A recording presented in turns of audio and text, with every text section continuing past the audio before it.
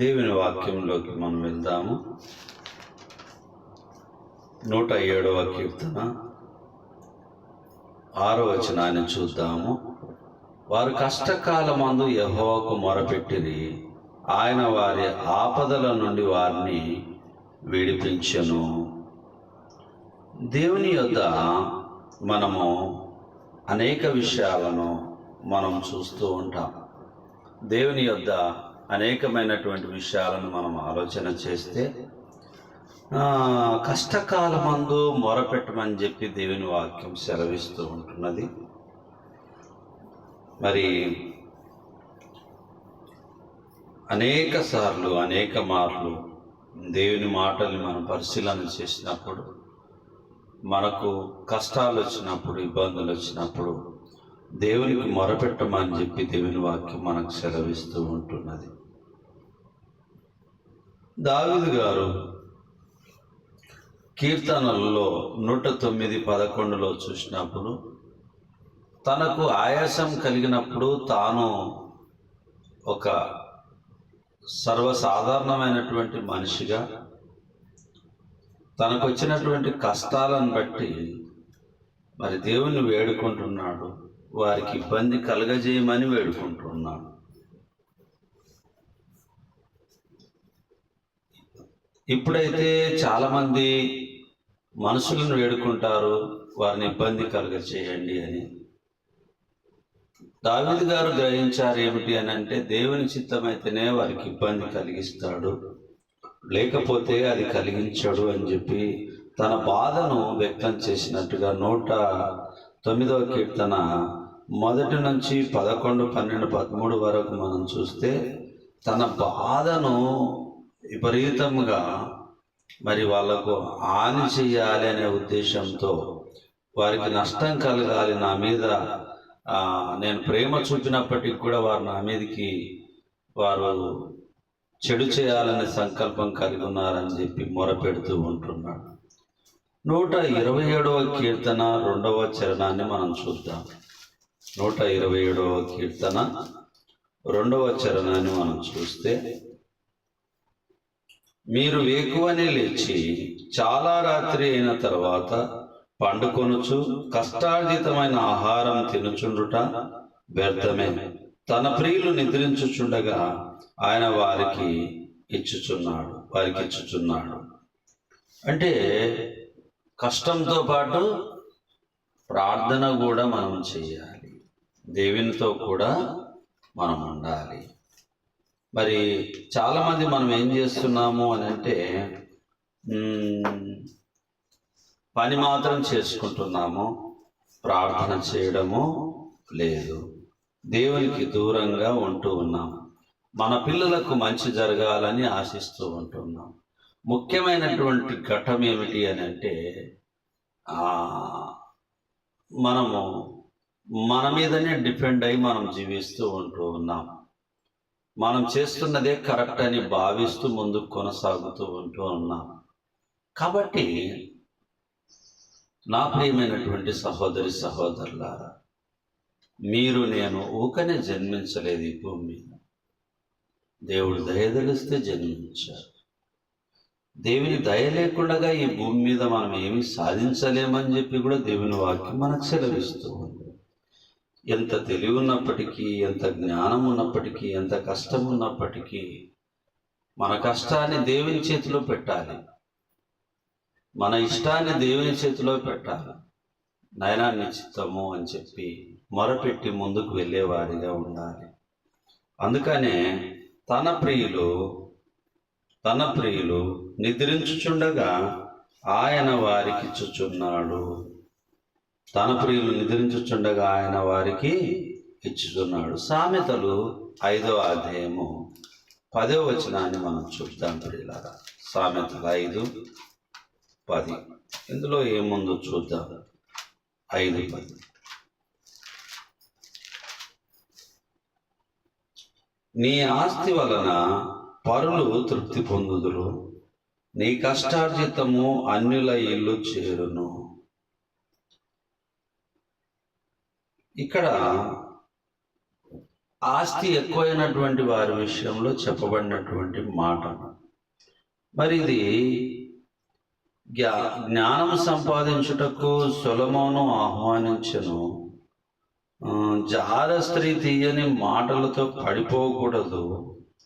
సొంత కార్యములయందు జీవితాంతము సంతోషించుము. ఇక్కడ మనము 3 నుంచి మనము 15 వరకు మనం చూస్తే మరి ఈ యొక్క విషయాలను మనం చూస్తాము. ఎందుకు అని అంటే దేవుని మాటలు సెలవిస్తుంది ఏమిటి అని అంటే, ఆస్తి వలన కూడా ఇబ్బందులు ఎక్కువ అవుతాయి అని చెప్పి దేవుని వాక్యం సెలవిస్తూ ఉంది. ఆస్తిని సంపాదించి కూడా ఆస్తి నాకు మస్తుంది కదా అని చెప్పి దేవుని పట్టించుకున్నటువంటి వారికి ఈ మాటలు చెప్పబడుతూ ఉన్నాయి. ఆస్తి ఉన్నా దేవునితో ఉండాలి, కష్టం ఉన్నా దేవునితో ఉండాలి, అది దేవుని చిత్తం. కానీ ఆస్తి ఎక్కువ యెహోవా ఎవడో అని అందునేమో అన్నట్టుగానే ఈ మాటలు మనకు గుర్తొస్తూ ఉంటున్నాయి. సామెతల్లో చెప్పబడి ఉంటున్నది 30వ అధ్యాయంలో 7 నుంచి 9 వరకు మనం గమనించినప్పుడు, ఆగూరు గారు ప్రార్థన చేశారు, నాకు ఎక్కువద్దు తక్కువ వద్దు. కానీ మనమైతే ఏం చేస్తామనంటే ఎక్కువనే కావాలని కోరుకుంటాం. నువ్వెక్కువ అని కోరుకున్నప్పటికీ, నువ్వు ఏమి ఇవ్వద్దు అని అన్నప్పటికీ మనకు దేవుడు ఎంత ఇవ్వాలనో అంత తప్పకుండా ఇస్తాడు. అయితే ఆ కష్టాన్ని దేవునికి అప్పజెప్పేవారిగా ఉండాలి. దేవుని చిత్తంలో మనం నడుచుకునే వారిగా ఉండాలి. మన వ్యక్తిగతంగా మన సొంత నిర్ణయాల ప్రకారంగా మనం ముందుకు కొనసాగకూడదు. అలా కొనసాగితే మనం సంపాదించింది కూడా పరులకు వెళ్ళిపోతుంది అని చెప్పి దేవుని వాక్యం సెలవిస్తూ ఉంటున్నది. 10వ అధ్యాయము 16వ వచనాన్ని చూద్దాం. సామెతలు 10:16.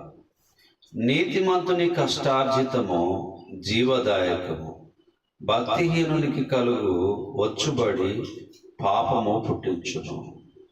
నీతిమంతుని కష్టార్జితము జీవదాయకము. 2 విషయాలు చెప్పబడి ఉన్నాయి. భక్తిహీనునిగా ఉన్నటువంటి దానికి ఫలితం లేదు. నీతిమంతుని కష్టార్జితంలో ఫలభరితంగా ఉంటూ ఉన్నది. మరి దేవుడు ఎప్పుడైనా 2 విషయాలను గుర్తు చేశాడు. నీతిని గుర్తు చేశాడు, పాపాన్ని కూడా గుర్తు చేశాడు. మరి మన జీవితంలో మనము పాపానికి ఇచ్చినటువంటి స్థానము పరిశుద్ధతకు ఇవ్వలేకపోతున్నాము అని చెప్పి పరిశుద్ధ గ్రంథం మనకు తెలియపరుస్తూ ఉంటున్నది. అందుకనే 16వ వచనంలో చెప్పబడుతూ ఉంటున్నది, నీతిమంతుని కష్టార్జితము జీవదాయకము, భక్తిహీనునికి కలుగు వచ్చుబడి పాపము పుట్టించును. భక్తిహీనునికి ఎంత వచ్చినా అది పాపాన్ని పుట్టిస్తుందని చెప్పి దేవుని వాక్యం సెలవిస్తూ ఉన్నది. 22వ వచనాన్ని చూద్దాం. సామెతలు 10:22. యెహోవా ఆశీర్వాదము ఐశ్వర్యం ఇచ్చును, నరుల కష్టము చేత ఆ ఆశీర్వాదము ఎక్కువ కాదు. యెహోవా ఆశీర్వాదము ఐశ్వర్యం ఇచ్చును, నరుల కష్టము చేత ఆ ఆశీర్వాదము ఎక్కువ కాదు. మనం ఏమనుకుంటామంటే మన కష్టంలోనే ఆశీర్వాదం ఉంది అని అనుకుంటాం. కానీ అది దేవుని చేతిలో మనం పెట్టి, నాయనా నీ చిత్తం ఈరోజు ఈ విధంగా జరిగించినప్పుడు, నీ చిత్తం నాయన వీటిని నీ చిత్తానుసారంగా నడిపించిన ఆయన ఉన్నది ఇది. ఆనాడు ఏలియా గారు సారెఫాతులో ఉన్నటువంటి కొంచెం పిండిలో ప్రార్థన చేసి దేవుని మీద ఆధారపడి ఉన్నారు కాబట్టి ఆ 3.5 సంవత్సరాలు ఆ 5 వరాలతో ఉన్నటువంటి దినములన్నీ కూడా దేవుడు ఆ పిండి అయిపోలేదు, ఆ నూనె అయిపోలేదు, వారు ఆకలిగా ఉండలేదు, సమృద్ధిగా ఆహారాన్ని తిన్నారు.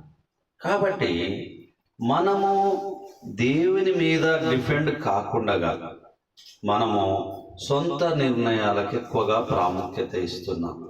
చాలామంది అనుకుంటారు, ఏమనుకుంటారు అని అంటే, దేవుడా దేవుడా దేవుడా అని అంటే దేవుడు ఏమైనా మనకు తెచ్చి పెడతాడా అని చాలామంది అనుకుంటారు.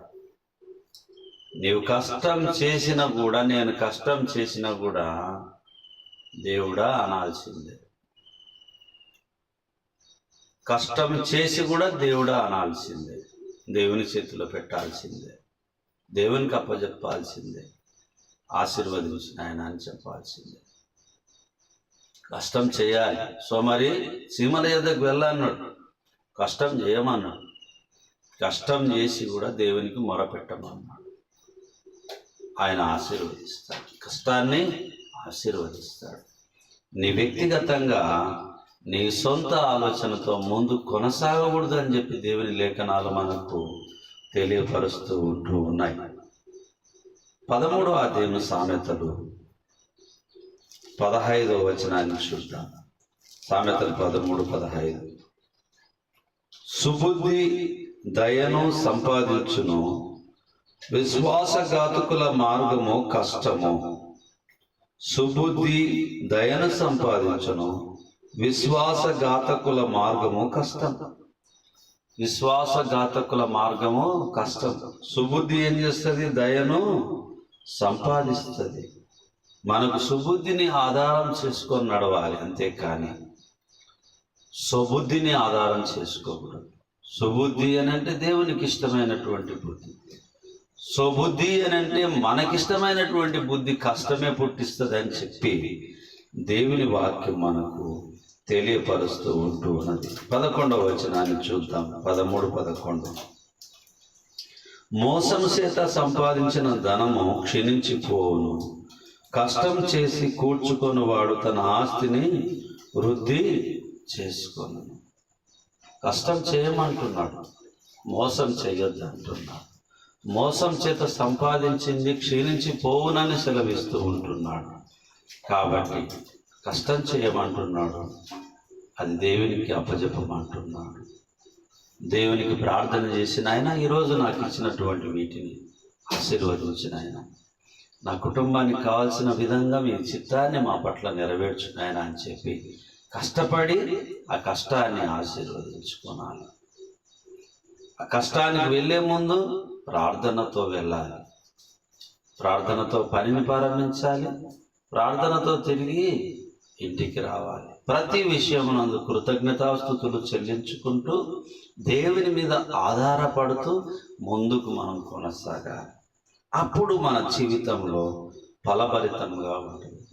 చాలామంది ప్రియులు ఇప్పుడు అభివృద్ధి పొందారు, ఆశీర్వదింపబడ్డారు అని అంటే ఆత్మీయ స్థితిలో ఉన్నటువంటి వారి ఉద్యోగాన్ని, వారి జీవితాన్ని, వారి కష్టార్జితాన్ని దేవునికి సమర్పణ చేస్తూ ఉంటున్నారు. నాయన, మీరిచ్చిన ఈ యొక్క డబ్బును, మీరిచ్చినటువంటి ఆస్తిని మీ కృపలో ఆశీర్వదించిన ఆయన, నా పిల్లల పిల్లల తరం వరకు ఆయన మీరు ఆరోగ్యమును బలమును దయచేయనైనా అని చెప్పి వారి కష్టార్జితంలోకి వెళ్ళి దేవునికి కొంత కానుకనిస్తూ వారి జీవితాన్ని ముందుకు కొనసాగుతూ ఉంటున్నారు.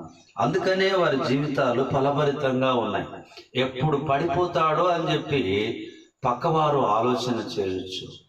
దేవుడు పక్కన ఉన్నప్పుడు నీ కుడి పక్కన వేల కొలది పడినప్పటికీ, నీ ఎడమ పక్కల వేల కొలది పడినప్పటికీ నీకు ఏ అపాయం రానియకుండా ఆయన కాపాడుతాడు.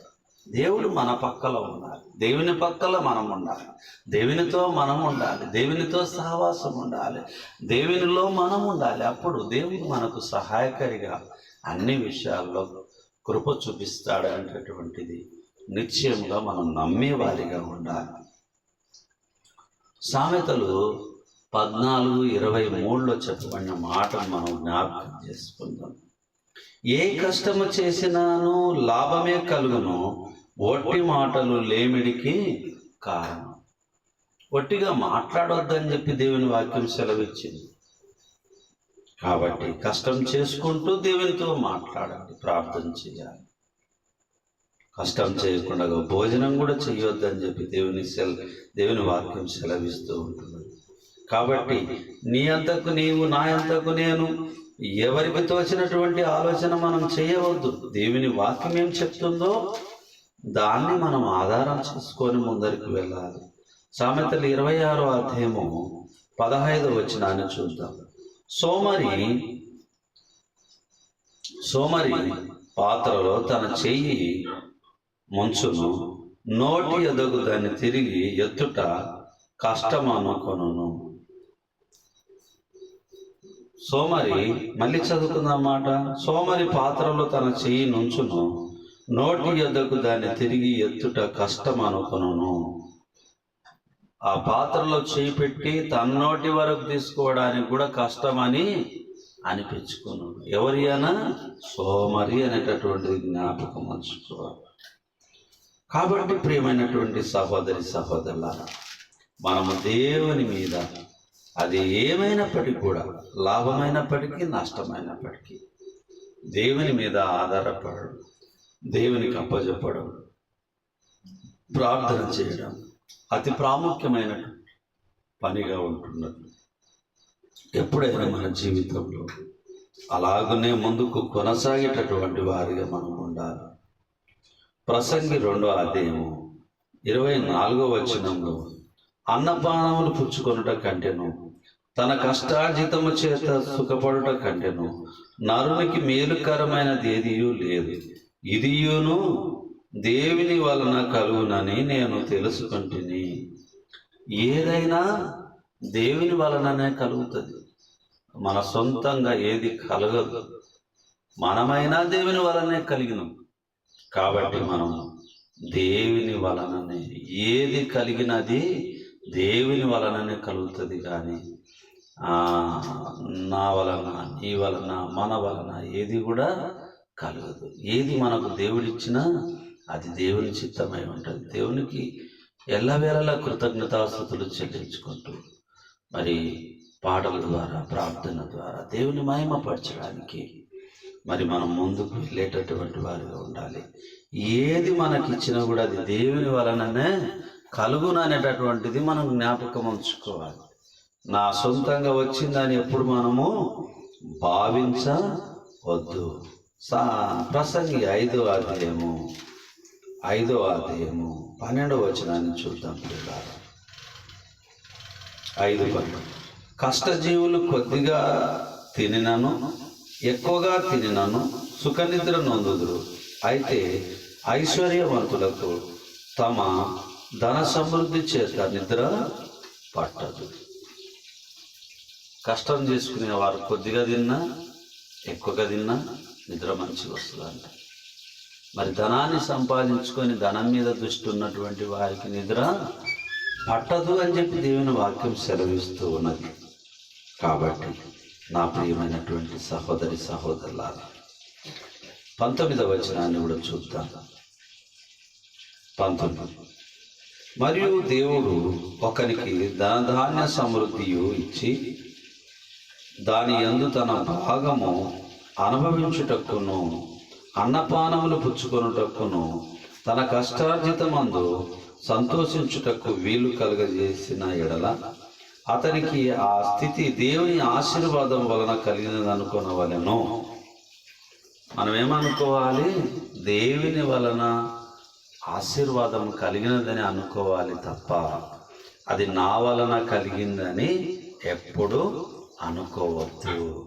అందుకనే మత్తయి సువార్త 6వ అధ్యాయంలో చెప్పబడినట్టుగా మొదట ఏం ఎతకమంటున్నాడు? ఆయన నీతిని, ఆయన రాజ్యాన్ని ఎతుకుడి, అప్పుడు అవన్నీ మీకు అనుగ్రహింపబడును అని చెప్పి సెలవించి ఉంటున్నాడు. ఆయన 6:33లో మరి ఆయన నీతిని, ఆయన రాజ్యాన్ని మనం వెతికేటటువంటి వారిగా ఉండాలి. వెతికితే మనకేం కావాలో ఆయన దేవుడు ఇచ్చేవాడుగా ఉంటున్నాడు. 6:33లో కాబట్టి మీరు ఆయన రాజ్యమును, నీతిని మొదట వెతుకుడి, అప్పుడు అవన్నీ మీకు అనుగ్రహింపబడును. రేపటిని గురించి చింతింపకుడి, రేపటి దినము దాని సంగతులను గురించి చింతించుము. ఏనాటి కీడు ఆనాటికి చాలు. మనకేమి కలిగినా అది దేవునికి మనం కృతజ్ఞతాస్తుతులు చెల్లించి ముందుకు కొనసాగే వారిగా ఉండాలి. ప్రార్థన చేసుకుందాం. మహోన్నతుడా, మహాగణుడా, ఈ దినాన మాతోనైనా ఈ మాటలు మీరు చదివించుకొని మాట్లాడినందుకు వందనాలు. మేము కొన్ని విషయాలను గ్రహించడానికి, నేర్చుకోవడానికి, మాలో ఉన్న లోటుపాట్లను సరిచేసుకోవడానికి, మీ కృపలో నాయన బలపరచబడడానికి, అది కష్టమైన, ఇబ్బంది అయినా ఏదైనప్పటికీ కూడా మీకు కృతజ్ఞతాస్తుతులు చెల్లించుకుంటూ ముందుకు కొనసాగడానికి మా జీవితాన్ని ఒక మాదిరికరంగా మీ సన్నిధిలో వాడబడేటటువంటి పాత్రలుగా మీ రాజ్యాన్ని మేము ఎతకడానికి, మీ చిత్తాన్ని ఈ లోకంలో జరిగించడానికి నాయన మమ్మల్ని మీరు ఏమిచ్చినప్పటికీ కూడా అది మీదై ఉంటున్నది, మీ చిత్తమై ఉంటున్నదని మేము గ్రహించి మీ మీద ఆధారపడి మిమ్మల్ని అంటుకట్టుకొని ఫలించే భాగ్యాన్ని అనుగ్రహించమని వాక్యం వింటున్నటువంటి మా ప్రియులందరినీ నాయన దీవించి ఆశీర్వదించమని ఈ మనవులు మీ కుమారుడు, మా ప్రాణరక్షకుడు, మాకై మరణం పొంది సమాధి చేయబడి తిరిగి లేచిన నజరేయుడైన యేసుక్రీస్తు నామములో ప్రార్థించుతున్నాము తండ్రి. ఆమేన్. ప్రభు నామమున మీకు అందరికీ వందనాలు.